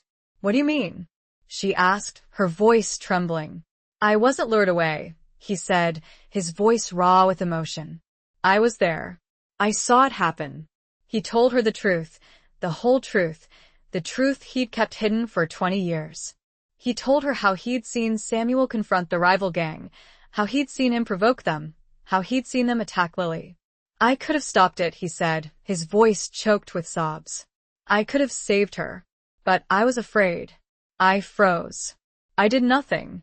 The hidden truth was finally revealed, a truth that shattered everything Caroline had believed about the past, about Wyatt, about herself. It was a truth that would change their lives forever. The weight of his confession hung in the air, a heavy burden of guilt and regret, a revelation that would test the bonds of their love and loyalty and force them to confront the demons that had haunted them for so long. The unveiling of hidden truths had opened old wounds, but it had also cleared the path for healing, for forgiveness, and for a future that was now shrouded in uncertainty, but filled with the possibility of redemption. The air in the safe house was thick with unspoken emotions as they grappled with the devastating truth and the long, arduous journey towards reconciliation began. Chapter 12. Blood on the Sand, Tears in the Rain. The revelation of Wyatt's long-held secret hung heavy in the air, a suffocating weight that threatened to crush them all. Caroline felt numb, her mind reeling from the shock of his confession. She'd spent years believing one thing, only to discover that the truth was far more complex, far more devastating. Samuel, who'd been drifting in and out of consciousness, stirred and moaned, his voice weak and pained. "Lily," he murmured, his eyes fluttering open. Caroline rushed to his side, her heart aching for her brother. She knew he was reliving the trauma of that day, the guilt and the grief that he'd carried for so long. "It's all right, Samuel," she said, her voice soothing, trying to comfort him. "You're safe now." But he wasn't listening. He was staring at Wyatt, his eyes filled with a mixture of confusion and recognition. "Wyatt," he said, his voice barely a whisper. "You were there?" Wyatt couldn't meet his gaze. He looked down at the floor, his body trembling, his shame evident. "Yes, Samuel," he said, his voice choked with emotion. "I was there." Samuel struggled to sit up, his face contorted with pain. "But you said you weren't there," he stammered. "I lied," Wyatt said, his voice raw with guilt. "I lied to protect you. I lied to protect us all." Samuel stared at him, his eyes widening with disbelief. You let me blame Carrie," he said, his voice filled with anguish. "You let me hate her for all these years, I know," Wyatt said, his voice barely a whisper. "And I'm sorry. I'm so sorry." Samuel's anger flared, fueled by his pain and his fever. "Sorry isn't good enough, Wyatt," he shouted, his voice cracking. "You betrayed us. You betrayed Lily." He lunged at Wyatt, his weakened body unable to sustain the effort. He collapsed back onto the floor, his face contorted with pain and rage. Caroline intervened, trying to calm him down. "Samuel, please," she said, her voice pleading. "You need to rest. You're hurt." But he wouldn't listen. He was consumed by his anger, his grief, his sense of betrayal. Suddenly, the sound of gunfire erupted outside, shattering the tense silence. Thorn had found them. Wyatt reacted instantly, his instincts honed by years of living on the edge. He grabbed his rifle, his face grim. "Get down," he shouted to Caroline and Samuel. He moved to the window, peering out cautiously. He saw Thorn's men surrounding the building, their guns blazing. "They're everywhere," he said, his voice tight. "We're trapped." Caroline grabbed her gun, her heart pounding in her chest. She knew this could be their last stand. "We'll fight," she said, her voice firm, her determination unwavering. "We'll fight together." The battle was fierce and brutal. Bullets ripped through the walls of the building, shattering the windows, sending splinters of wood and glass flying. The air was filled with the sounds of gunshots, the shouts of men, the screams of the wounded. Wyatt fought with the ferocity of a cornered lion, his aim unerring, his movements precise and deadly.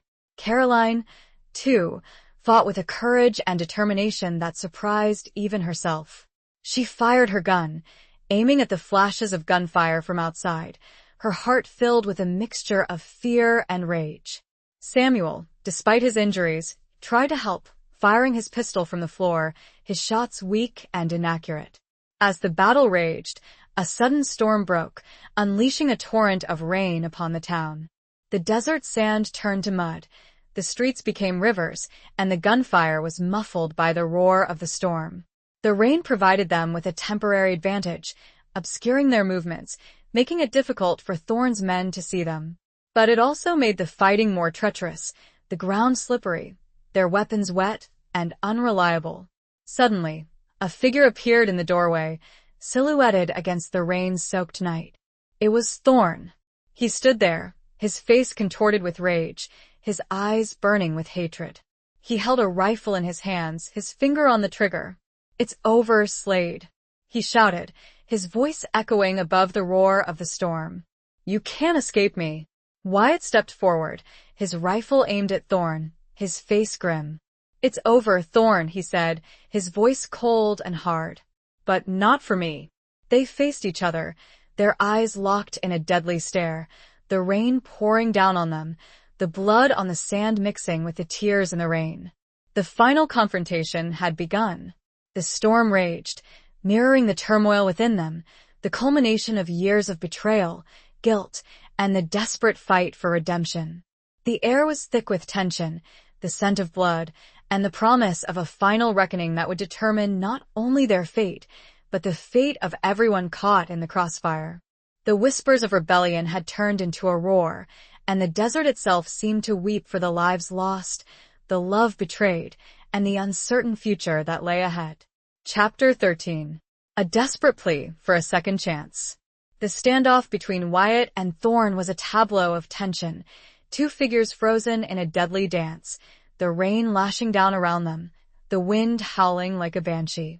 The air crackled with animosity, the culmination of years of rivalry, betrayal, and a shared history stained with blood. "You should have stayed away, Slade," Thorn snarled, his voice dripping with venom. "You brought this on yourself." "I came to finish this, Thorn," Wyatt replied, his voice cold and steady. "To end your reign of terror. You think you can stop me?" Thorn laughed, a harsh, grating sound that echoed in the storm. "You're a dead man, Slade. Just like your little whore and her pathetic brother." Wyatt's grip tightened on his rifle, his knuckles white. "Don't you dare talk about them like that," he growled, his voice filled with rage. "Or what?" Thorn sneered.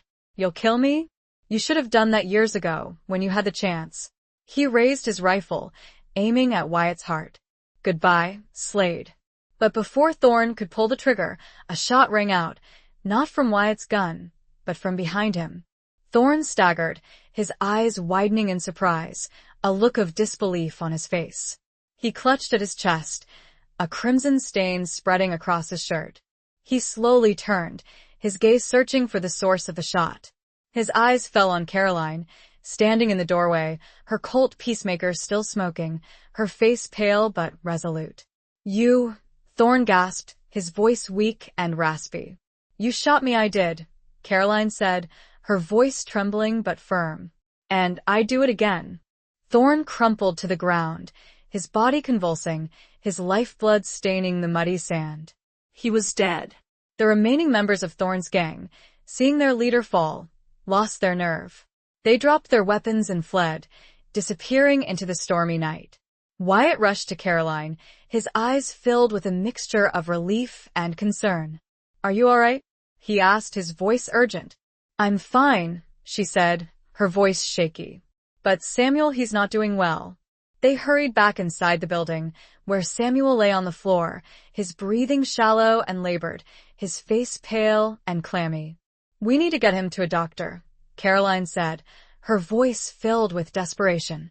"He's losing too much blood." But with the storm raging outside and the town in chaos, finding a doctor seemed impossible. Wyatt knew there was only one person who could help them. Sheriff Jedediah.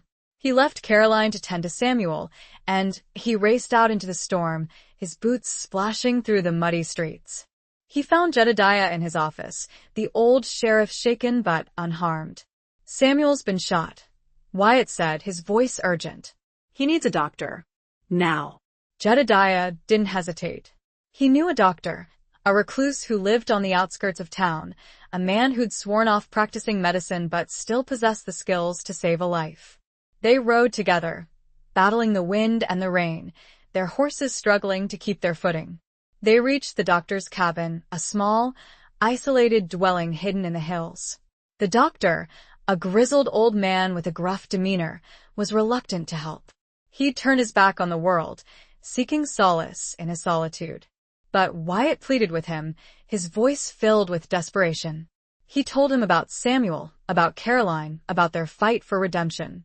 He appealed to his sense of humanity, his oath to save lives. Finally, the doctor relented. He gathered his medical supplies and followed them back to the safe house. He examined Samuel, his face grim. "He's lost a lot of blood," he said. "But I think I can save him." He worked quickly and efficiently, his skilled hands moving with precision. He removed the bullet, cleaned and stitched the wound, and administered a blood transfusion, using Wyatt as a donor. It was a long and arduous process, but finally, the doctor sat back, his face weary but satisfied. "He'll live," he said, "but he needs rest and care." Caroline and Wyatt were overwhelmed with relief. They thanked the doctor profusely, their gratitude immeasurable. As the storm began to subside and the first rays of dawn peeked through the clouds, Caroline sat beside Samuel, holding his hand, her heart filled with a mixture of hope and fear. She looked at Wyatt, her eyes filled with tears. "We did it," she said, her voice barely a whisper. "We survived." Wyatt nodded, his own eyes moist. "But it's not over yet," he said. "We still have a long way to go." He was right. The fight for redemption was far from over. They still had to rebuild their lives, to repair the damage they'd caused, to find peace in the aftermath of the storm. But for the first time in a long time, they had a chance. A second chance at life, at love, at happiness. Caroline looked into Wyatt's eyes, and in a soft, pleading voice, filled with the weight of their shared past and the fragile hope of a future together, she whispered, "Stay with me, Wyatt. Please. Don't leave me again." Her desperate plea hung in the air, a testament to the enduring power of love, the longing for forgiveness, and the unwavering hope for a second chance, amidst the wreckage of their past and the uncertain promise of the future. The rain had stopped, but the tears still flowed, washing away the blood and the pain, leaving behind a glimmer of hope, a fragile promise of a new beginning. Chapter 14. The calm before the approaching storm. The days following the shootout were a blur of activity and quiet reflection. Samuel slowly began to recover, his strength returning with each passing day, thanks to the doctor's care and Caroline's unwavering attention. The townsfolk of Dust Devil Creek, initially wary and suspicious, gradually began to accept Caroline and Wyatt back into their fold. Sheriff Jedediah, with his quiet authority and unwavering belief in their innocence, played a crucial role in swaying public opinion. The whispers of rebellion that had circulated before the storm had now solidified into a quiet determination among the townsfolk. They had seen the brutality of Thorne's gang firsthand, and they were no longer willing to tolerate such lawlessness. A sense of unity, forged in the crucible of shared adversity, began to emerge. Caroline and Wyatt, meanwhile, found themselves in a strange state of limbo. They were together, physically close, but emotionally distant. The weight of their shared past, the revelations of Wyatt's betrayal and his subsequent confession, still hung heavy between them. They had declared their love for each other, but the path to true reconciliation was still uncertain. They spent their days helping Samuel recover, rebuilding the general store, and assisting Sheriff Jedediah in restoring order to the town. They worked side by side, their hands occasionally brushing, their eyes meeting, and then quickly looking away. The unspoken questions, the unresolved emotions, lingered in the air, creating a tension that was both painful and exhilarating. One evening, as they were sitting on the porch of the rebuilt general store, watching the sunset paint the sky in hues of orange and purple, Caroline decided to break the silence. "Wyatt," she said, her voice soft but firm. "We need to talk." He looked at her, his eyes filled with a mixture of apprehension and resignation. He knew this conversation was inevitable. "I know," he said, his voice low. "I still don't understand," she said, her voice trembling slightly. "Why did you lie? Why did you let me blame myself for so long?" He sighed, his gaze fixed on the distant horizon. "I was afraid," he admitted, his voice raw with emotion. "Afraid of losing you. Afraid of facing the truth myself." "But you did lose me," she said, her voice filled with pain. "By lying, you pushed me away. You made me doubt everything I believed about you, about us." "I know," he said, his voice barely a whisper. "And I'm so sorry, Carrie. I'm so sorry for all the pain I caused you." "Sorry isn't enough, Wyatt," she said, her voice firm. "I need more than that. I need to know that I can trust you. I need to know that you'll never lie to me again." He looked at her, his eyes filled with a desperate plea. "I swear to you, Carrie," he said, his voice earnest. "I'll never lie to you again. I'll always be honest with you, no matter how difficult it is." I want to believe you, Wyatt, she said, her voice soft. But it's hard. It's going to take time. I know, he said, his voice filled with understanding. And I'm willing to wait. I'll do whatever it takes to earn back your trust. He reached out and took her hand, his grip firm and reassuring. I love you, Carrie, he said, his voice raw with emotion. And I'm not going to let you go again. She looked at him, her eyes filled with a mixture of hope and trepidation. She wanted to believe him, to trust him, to forgive him. But the wounds were still too fresh, the scars too deep. I love you too, Wyatt, she said, her voice barely a whisper. But love isn't always enough. They sat there in silence, their hands clasped together, watching the sunset fade into darkness. The air was calm, peaceful, but they both knew that this was just the calm before the approaching storm. Thorn might be dead, but his legacy of violence and betrayal still lingered. There were still loose ends to tie up, scores to settle, and dangers to face. And they knew that their newfound peace, their fragile reconciliation, would be tested in the days to come. The approaching storm wasn't just external, it was internal as well. They had to confront their own demons, their own fears, their own insecurities. They had to rebuild their trust, their love, their relationship, from the ground up. It would be a long and difficult journey, but they were determined to face it together. The calm was deceptive, a brief respite before the inevitable return of chaos, but in that moment of quiet reflection, they found a glimmer of hope, a fragile promise of a future where love, trust, and forgiveness could triumph over the darkness of the past. The desert night held its breath, waiting to see if they would weather the storm, or be consumed by it. Chapter 15. The Outlaw's Code, and the Woman Who Defied It. Even with Thorn gone, the remnants of his gang were still a threat. Scattered and disorganized, they were like wounded animals, lashing out in desperation. Sheriff Jedediah, with Wyatt's help, had been rounding them up, but some remained at large, hiding in the hills, preying on isolated homesteads and travelers. One morning, a frantic rancher arrived in town, his clothes torn, his face covered in dust and blood. He reported that a group of outlaws had attacked his ranch, stolen his cattle, and kidnapped his daughter. He recognized one of the attackers as a member of Thorn's old gang, a particularly vicious man known as Snake Sanders. Wyatt knew Sanders. He was a cruel and ruthless killer with a reputation for sadism. He'd always been a loose cannon, even within Thorn's gang, and now, without Thorn's control, he was even more dangerous. Sheriff Jedediah immediately formed a posse, gathering a group of volunteers from the town. Wyatt, despite Caroline's protests, joined the posse, his skills and experience invaluable in tracking down the outlaws. Caroline was terrified. She'd almost lost Wyatt once, and the thought of him facing danger again, of him risking his life for strangers, filled her with dread. Please, Wyatt, she pleaded, her voice trembling. Don't go. Let someone else handle this. He looked at her, his eyes filled with a mixture of determination and regret. I can't, Carrie, he said, his voice soft. I have to. It's my responsibility. But why? She asked, her voice filled with anguish. Why do you always have to be the hero? Why do you always have to put yourself in danger? He sighed, his gaze fixed on some distant point. It's the code, Carrie, he said, his voice low. The outlaw's code. I may not be an outlaw anymore, but some things you just can't shake. But that code almost got you killed, she exclaimed. It cost us 20 years. Is it really worth it? He reached out and touched her face, his fingers tracing the lines of worry, the scars of their past. It's not about the code, Carrie, he said, his voice earnest. It's about doing what's right. It's about protecting the innocent.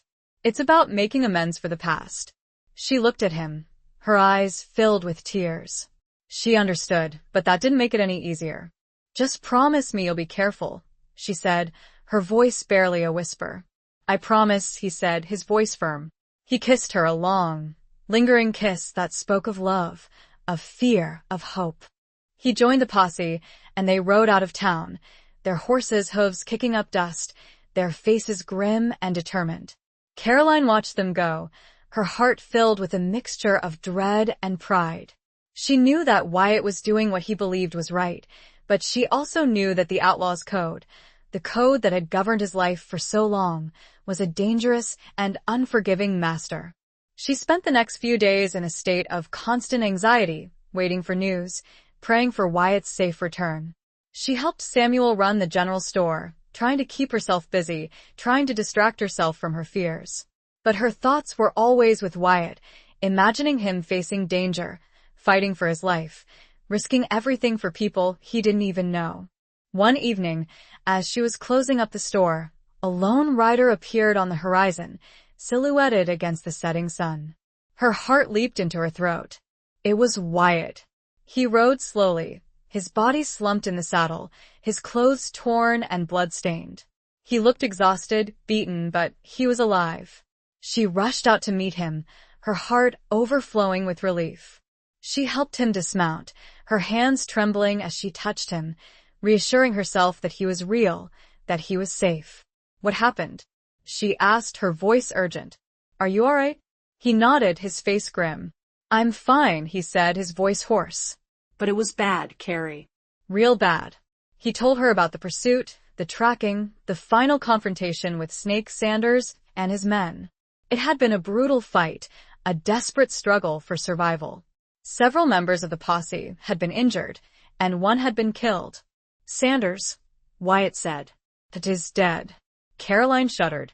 She was relieved for their safety, but horrified by the life Wyatt continued to brush against. "The girl?" Caroline asked after a long pause. "She's safe and back home," Wyatt answered, but it was. He didn't finish, unable to shake off the horrors. He looked at her, his eyes filled with a mixture of exhaustion and relief. "It's over, Carrie," he said, his voice soft. "It's finally over." But Caroline knew that it wasn't over. Not really. The outlaw's code might be broken, but the scars of the past remained. And she knew that their fight for redemption, their struggle for a peaceful future, was far from over. She was a woman who defied the code, who believed in a different way of life, a life of peace, of love, of forgiveness. And she was determined to show Wyatt that there was another way, a better way.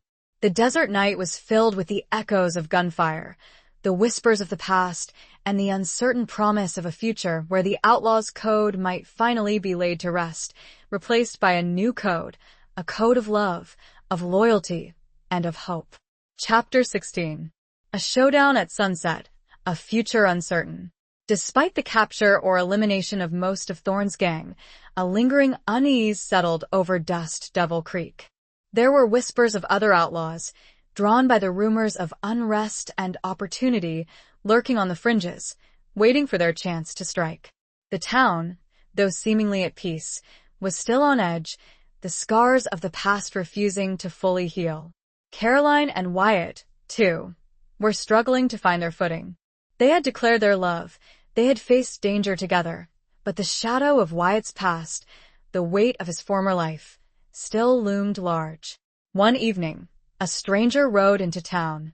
He was a tall, imposing figure, dressed in black, his face hidden beneath the brim of a wide-brimmed hat.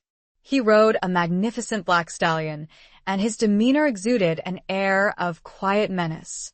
He dismounted in front of the saloon, his spurs jingling softly in the silence. He entered the saloon, his presence immediately silencing the usual raucous chatter. Wyatt, who was sitting at a table with Sheriff Jedediah, recognized him instantly. It was Marcus Kincaid, a legendary gunslinger, a man known for his lightning-fast draw, his ruthless efficiency, and his unwavering loyalty to his own twisted code.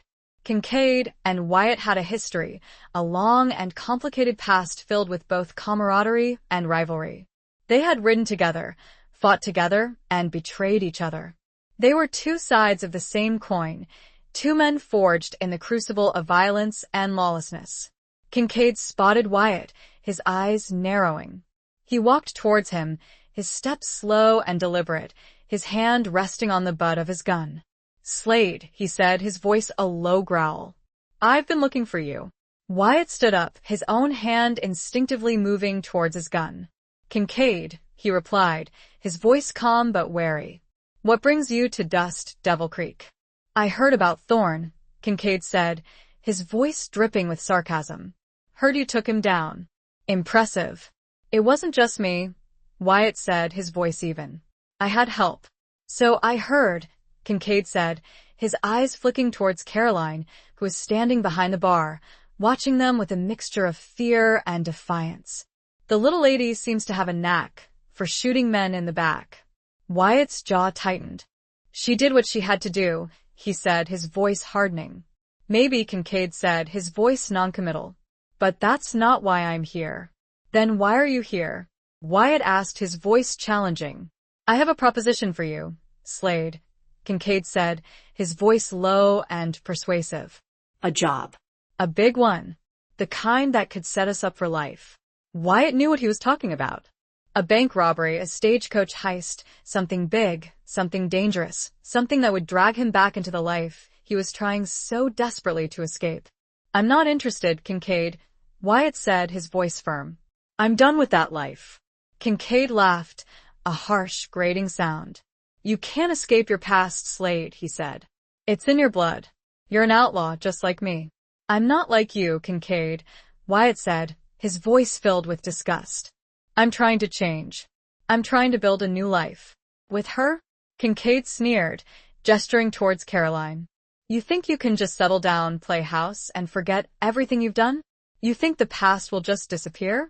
I'm trying, Wyatt said, his voice pleading. I'm trying to be a better man. Kincaid shook his head. You're a fool, Slade, he said.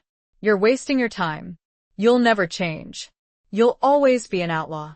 He turned to leave, then paused at the door, his back to Wyatt. Think about my offer, Slade, he said. It's a chance to reclaim your glory, to be the man you were meant to be. He left, the door swinging shut behind him, leaving Wyatt standing there, his body tense, his mind racing. Caroline rushed to his side, her face filled with concern. What did he want? She asked, her voice urgent. He wanted me to join him, Wyatt said, his voice heavy. To go back to the old life. And what did you tell him? She asked, her voice trembling. I told him no, Wyatt said, his voice firm. I told him I was done with that life. But Caroline could see the doubt in his eyes, the conflict raging within him. She knew that Kincaid's words had struck a chord, that the temptation to return to his former life, to embrace the power and the freedom of being an outlaw, was strong. He's wrong, Wyatt, she said, her voice pleading. You can change. You have changed. He looked at her, his eyes filled with a mixture of love and despair. I don't know, Carrie, he said, his voice barely a whisper. I don't know if I can.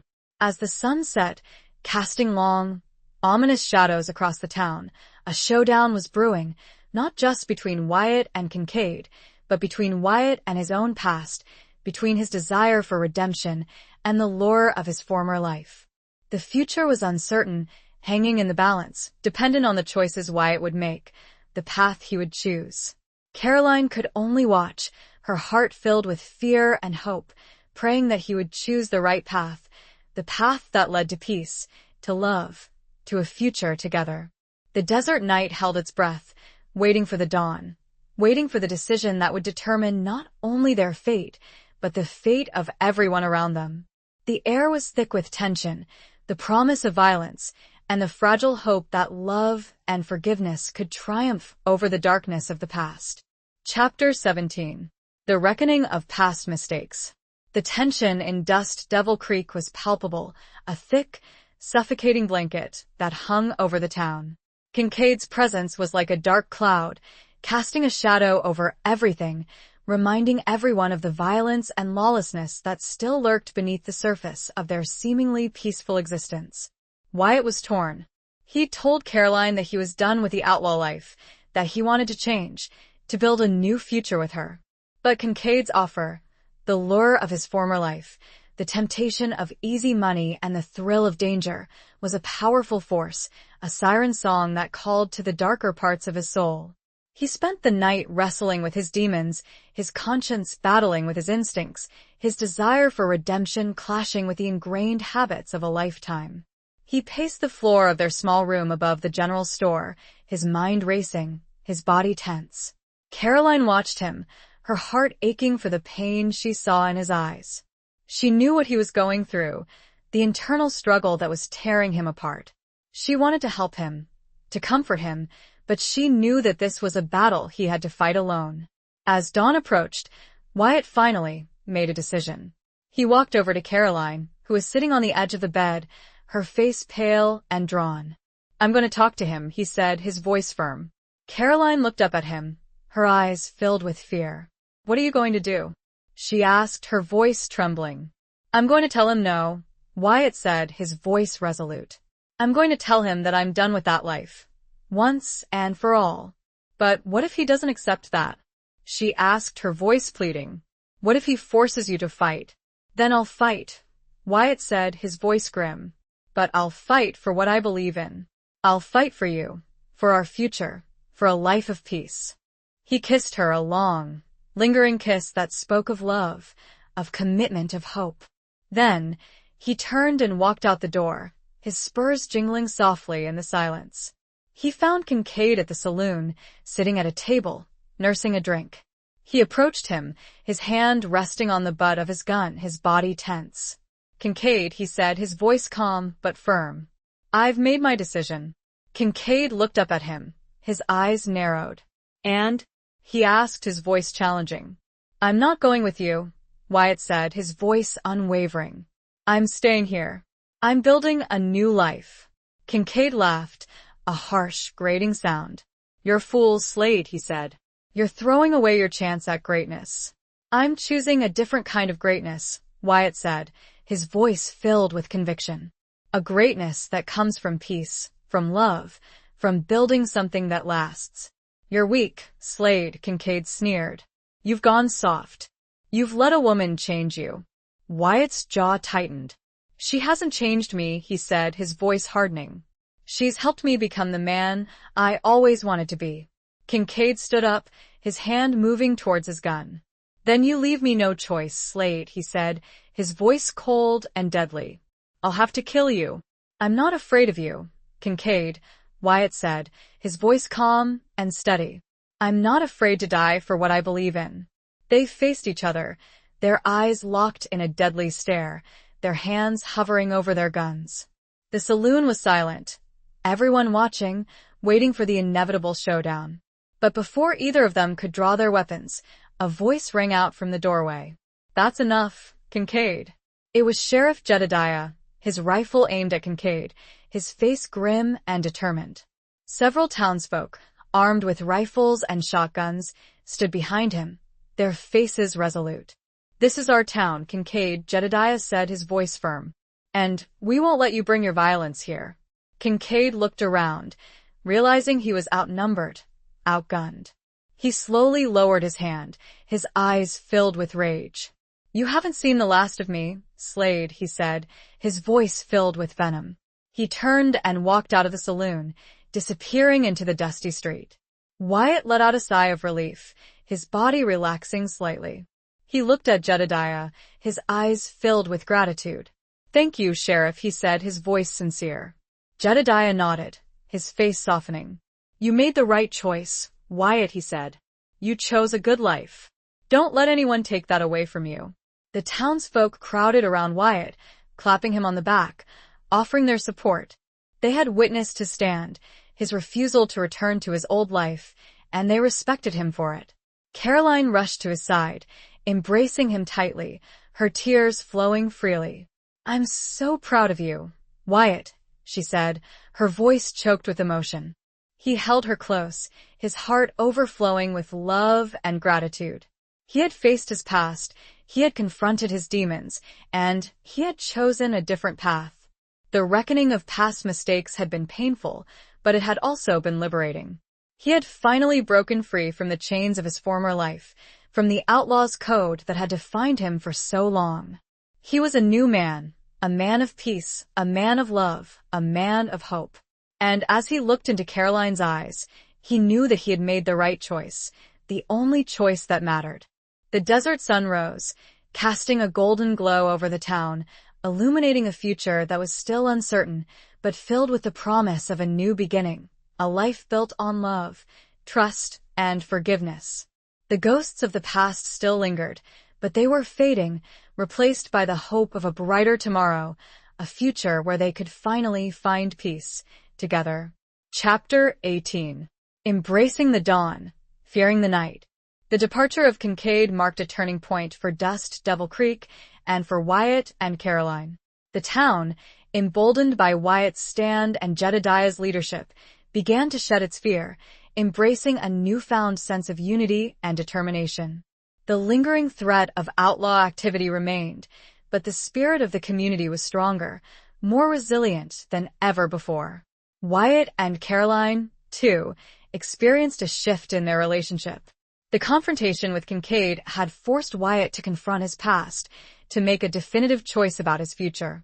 He had chosen love, he had chosen peace, he had chosen Caroline. And that choice had solidified their bond, deepening their trust, strengthening their commitment to each other. They spent their days rebuilding the general store, working side by side, their hands often brushing, their eyes meeting and lingering. The physical intimacy was tentative, hesitant, but it was filled with a tenderness, a vulnerability that had been missing before. They were rediscovering each other, rebuilding their relationship on a foundation of honesty, trust, and forgiveness. Samuel, too, was recovering both physically and emotionally. He was still haunted by the past, by the guilt of Lily's death, but he was slowly beginning to heal. He was working at the general store, helping Caroline and Wyatt, finding purpose and solace in honest labor. He was also beginning to reconnect with Caroline, rebuilding the bond that had been shattered by years of resentment and blame. One evening, as they were sitting on the porch of the general store, watching the sunset, Samuel spoke to Wyatt, his voice filled with a mixture of gratitude and apology. "Thank you, Wyatt," he said, his voice sincere. "For everything. For saving my life. For helping me get back on my feet. For forgiving me." Wyatt looked at him, his eyes filled with understanding. "There's nothing to forgive, Samuel," he said, his voice gentle. "We all make mistakes. We all have regrets. What matters is what we do with them." "I blamed you for so long," Samuel said, his voice choked with emotion. "For Lily. I blamed you for something that wasn't your fault."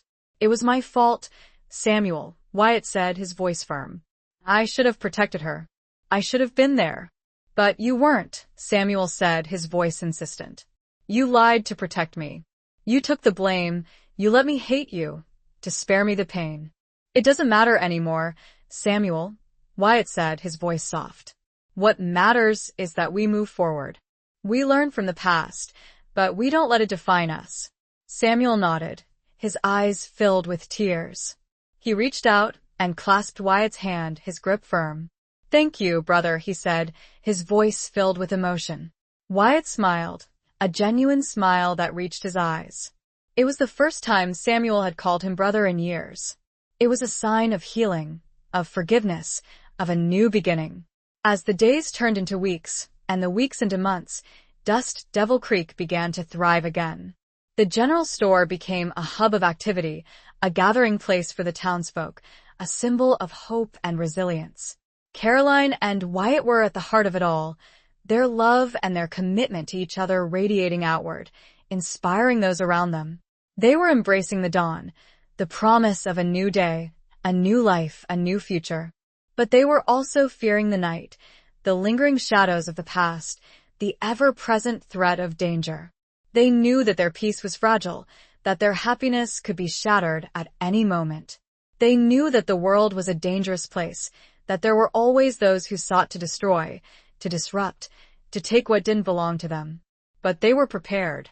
They had each other, they had their love, they had their community. And they were determined to fight for their future, to protect their peace, to defend their happiness. One night, as they were lying in bed, their bodies intertwined, their hearts beating as one, Caroline spoke to Wyatt, her voice soft but filled with a quiet strength. "We'll face whatever comes, Wyatt," she said, her voice firm. "Together. We'll face the night, and we'll embrace the dawn. We'll build a life here, A good life, a life filled with love and laughter and peace. He kissed her a long, tender kiss that spoke of promises kept, of hopes renewed, of a future uncertain but filled with the unwavering belief in the power of their love.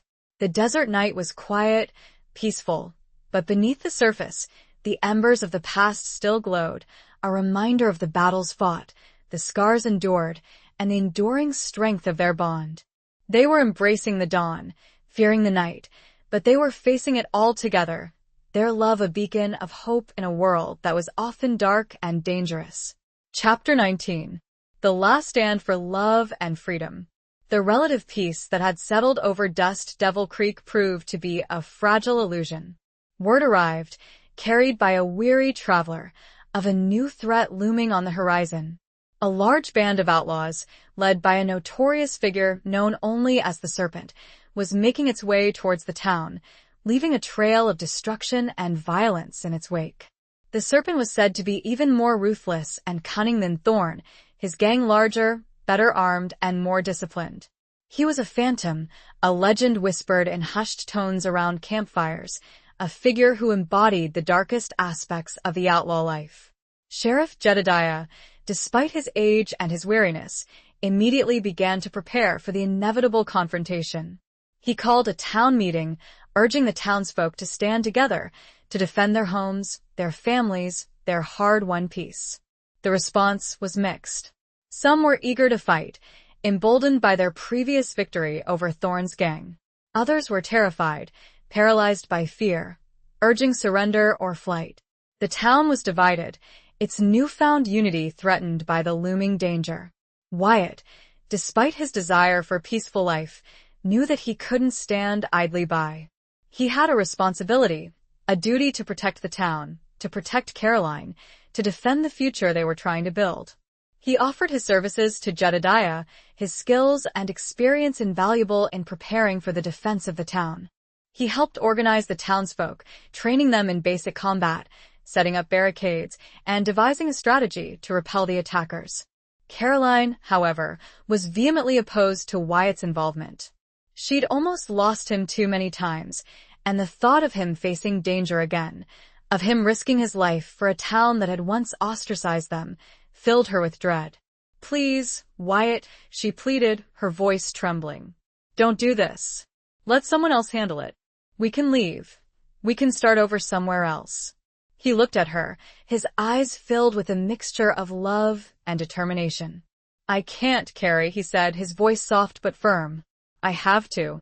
This is my home now. These are my people. And I won't let them down." "But what about us?" she asked, her voice filled with anguish. "What about our future? What about the life we were going to build together?" "This is part of that future, Carrie," he said, his voice earnest. "We can't build a life on fear. We have to stand up for what we believe in. We have to fight for our freedom." She knew he was right, but that didn't make it any easier. She was terrified of losing him, of being left alone again, of having her dreams shattered once more. As the day of the anticipated attack approached, the tension in the town reached a fever pitch. The streets were deserted, the buildings boarded up, the air thick with fear and anticipation. Wyatt and Caroline spent their last night together, holding each other close, their bodies intertwined, their hearts beating as one. They spoke of their love, of their hopes, of their dreams, knowing that this might be their last night together. "Promise me you'll come back to me, Wyatt," she whispered, her voice choked with emotion. "I promise," he said, his voice firm. He kissed her, a long, passionate kiss that spoke of love, of longing, of a future uncertain but filled with the unwavering hope that they would survive, that they would be together again. The next morning, as the sun rose, casting a fiery glow over the desert, the Serpent and his gang arrived. They rode into town, a horde of armed men, their faces grim and determined, their intentions clear. The townsfolk, led by Sheriff Jedediah and Wyatt, were waiting for them. They were outnumbered, outgunned, but they were not defeated. They were fighting for their homes, their families, their freedom. The battle was fierce and brutal. The streets of Dust Devil Creek became a war zone, the air filled with the sounds of gunshots, the shouts of men, the screams of the wounded. Wyatt fought with the courage and skill of a seasoned warrior, his guns blazing, his movements precise and deadly. He was a force to be reckoned with, a man fighting for his life, for his love, for his future. Caroline, despite her fear, refused to stay hidden. She joined the fight, her Colt peacemaker in hand, her determination unwavering. She fought alongside the other women of the town, defending their homes, their families, their community. The battle raged for hours, the outcome uncertain, the balance of power shifting back and forth. But as the sun began to set, casting long, ominous shadows across the town, it became clear that the townsfolk, despite their courage and their determination, were losing. The serpent, a cunning and ruthless strategist, had anticipated their defenses, exploiting their weaknesses, overwhelming their resistance. He was on the verge of victory. It was their last stand. Not just for freedom for their home. It was the last stand for their love. And in the blood, dust, and gunfire, they were about to find out if that love would survive, or be consumed by the shadows that continued to haunt them. The desert night held its breath, waiting for the final act, the culmination of years of struggle, the ultimate test of their courage, their love, and their commitment to a future that hung precariously in the balance. Chapter 20. The final confrontation of hearts and horizons. As the battle raged and the townsfolk's defenses crumbled, Wyatt found himself face to face with the serpent. It was a moment of reckoning, a culmination of the long and bloody conflict that had engulfed Dust Devil Creek.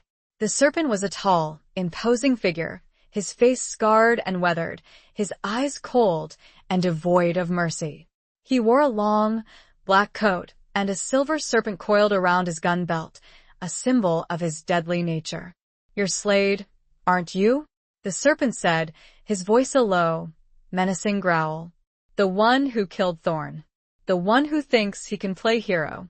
"I'm just a man trying to protect my home," Wyatt replied, his voice calm but firm, his hand steady on his gun.